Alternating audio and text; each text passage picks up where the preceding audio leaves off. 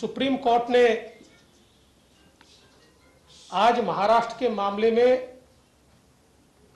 जो डिसीजन दिया है उस पर हम पूर्ण तरीके से संतोष व्यक्त करते हैं और अब किसी को भी ये शंका नहीं होनी चाहिए कि महाराष्ट्र की सरकार पूर्णतः संवैधानिक है, पूर्णतः लीगल है और ये पूरे संवैधानिक ताकत के साथ यहां पर कार्य कर रही है।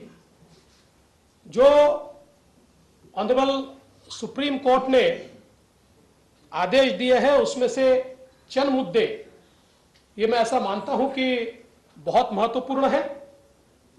पहला मुद्दा, सुप्रीम कोर्ट ने यह कहा कि स्टेटस को एंटेन नहीं किया जा सकता।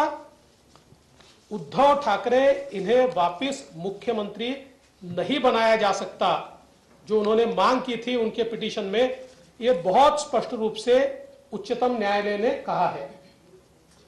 दूसरा, उच्चतम न्यायालय ने कहा है कि डिस्क्वालिफिकेशन पिटीशन का फैसला यह स्पीकर करेंगे, यह फैसला सुप्रीम कोर्ट नहीं करेगा। और उस पर बहुत स्पष्टता से सुप्रीम कोर्ट ने कहा है, there are no extraordinary circumstances in the instant case that warrant the exercise of jurisdiction by this court to adjudicate disqualification petition. There are no extraordinary circumstances ऐसा कहा है। The speaker must decide disqualification petition. ये सीधे सीधे speaker को अधिकार दिया गया है। उसके साथ साथ जो विधायक जिनके खिलाफ डिस्क्वालिफिकेशन की पिटीशन दाखिल की गई है उनके right to participate in the assembly या उनके कोई भी संवैधानिक अधिकार या उनका जो अधिकार है एक जनप्रतिनिधि के रूप में, यह सारा का सारा कंटिन्यू होगा।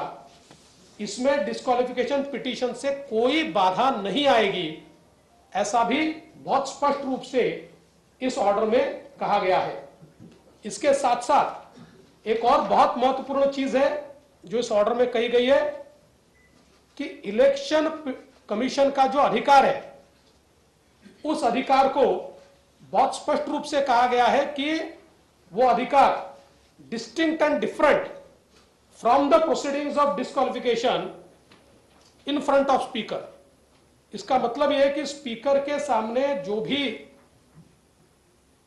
डिस्क्वालिफिकेशन पिटीशन के प्रोसीडिंग्स चल रहे हैं उसका, क्योंकि शिवसेना ने मांग की थी कि चूंकि ये प्रोसीडिंग चल रहे हैं तो आप इलेक्शन कमीशन को रोकिए और उनको निर्णय मत लेने दीजिए। लेकिन आज सुप्रीम कोर्ट ने स्पष्ट कर दिया कि इलेक्शन कमीशन को ये पूर्ण अधिकार है।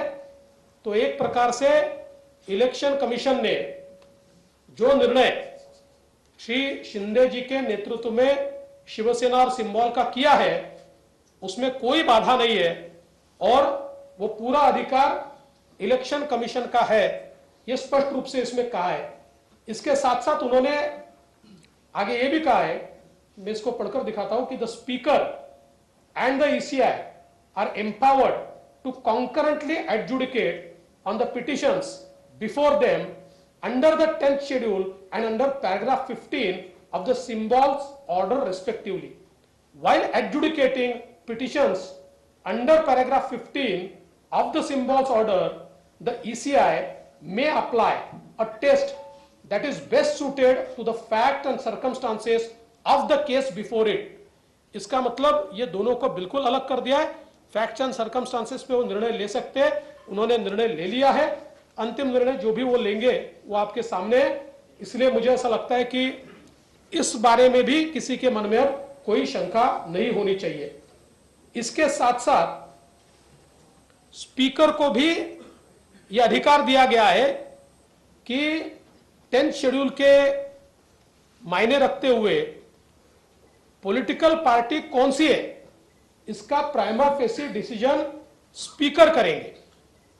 और बहुत स्पष्ट रूप से कहा है the speaker would prima facie determine who the political party is for the purpose of adjudicating disqualification petitions under paragraph 2(1) of the 10th schedule where 2 or more factions claim to be that political party।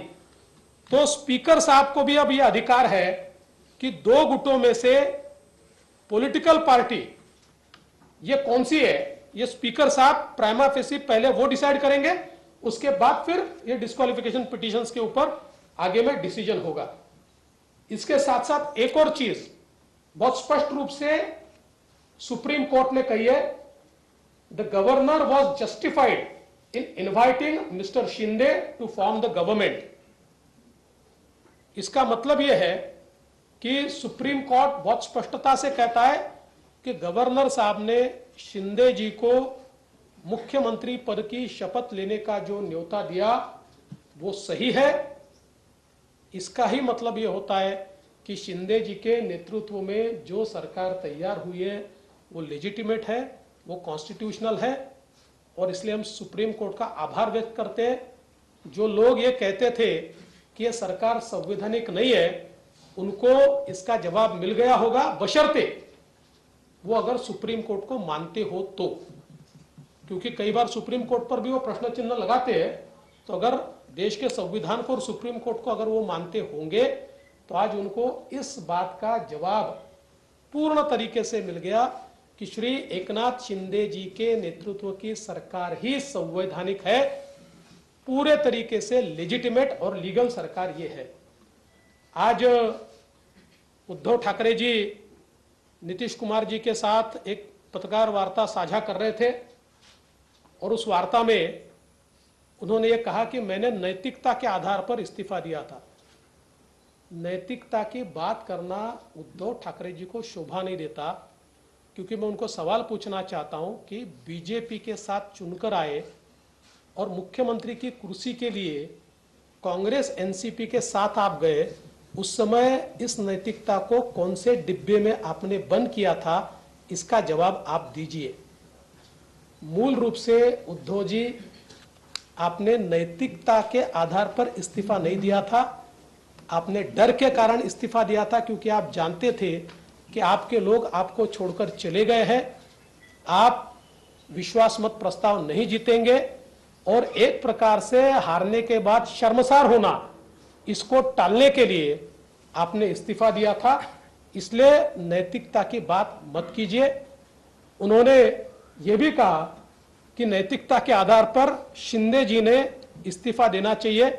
इससे हास्यास्पद क्या हो सकता है कि जिस सरकार को सुप्रीम कोर्ट लीगल, लेजिटिमेट और कॉन्स्टिट्यूशनल ठहराता है, उस सरकार के मुखिया से वो इस्तीफा मांगते हैं। मुझे ऐसा लगता है कि उन्होंने जरूर इस निर्णय का अभ्यास करना चाहिए और उसके बाद इस प्रकार की बात कहनी चाहिए। मैं माननीय मुख्यमंत्री जी से निवेदन करता हूं कि मुख्यमंत्री जी इस प्रेस वार्ता को संबोधित करें।